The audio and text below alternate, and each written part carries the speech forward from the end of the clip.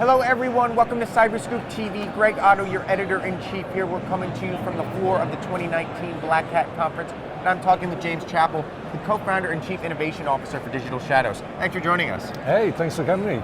So, talk to me a little bit about what you've been working on in the past 6 months, because I know it's been a really good time for Digital Shadows. Yeah, it's been a very busy time. So we've been working on new product updates, quite an interesting new approach to looking at data loss online. Okay. So, been monitoring 2.5 billion documents that are just sat around on the internet across various protocols. We're able to spot data loss across that for our customers. Okay. And we've got a whole new risk engine that sits beneath that, so we're now able to score the risks that we find against the FAIR model.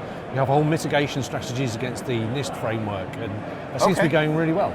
So how are your customers evolving when it comes to understanding what digital risk really encompasses? Because we talk a lot about risk management when it comes to cybersecurity, but when you're talking about protecting your brand, like there's all this other stuff on top of just general risk that goes into digital risk. So how are your customers realizing what goes into that? It's fascinating. Almost some of the incidents we're seeing now is kind of sort of explaining the value of digital risk to customers. This fact that things outside the boundary of your network are going to affect your security in some way.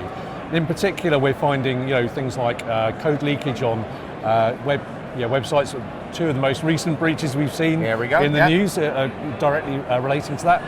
We're seeing people who are not taking care of it fall victims to problems. So there's a good. We almost don't have to sort of describe it for the customers because they're seeing it happen in the real world around them. So just pointing at the headlines and all of a sudden they're starting to get it. I'm very careful not to, our industry does way too much fear, uncertainty and doubt. Right. It's really important that, the reality is that your assets as a business now exist beyond the perimeter. Just like any other asset, you've got to think about the risks around those. And be that your data, be it the identity around your business and how that can be disrupted, or be it the attack surface. All of those things are really important. If you don't think about them, you just don't have insight, and you might get caught out if you're not looking after it. So you're also doing some work around two-factor authentication. Can you tell us a little more about that? Yeah, so two-factor authentication has been sort of marketed as this impervious control that's been around for a while.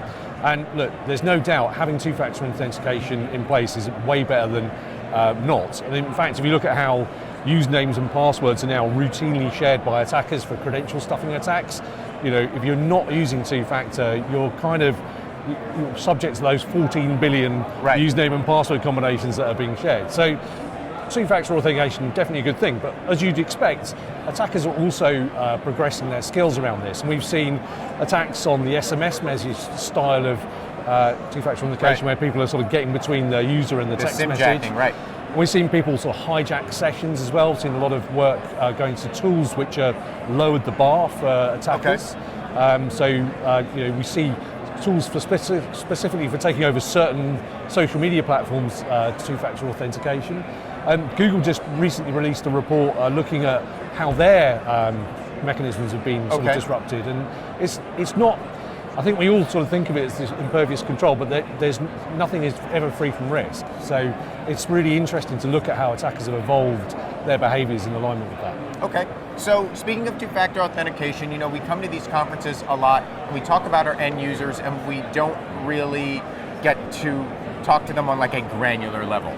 Almost. So we don't get to learn what they take away or what they're doing on a cybersecurity level. I'm wondering, what do you do on a personal cybersecurity level to protect yourself online? Well, I certainly use two-factor authentication. That's good to hear. I'd say I maintain it's really having situational awareness, working out what's going on around me, how our company and our people are likely to be attacked. I actually get involved in our own incident response process because I learn a bunch of stuff from it. I get a sense of what's going on.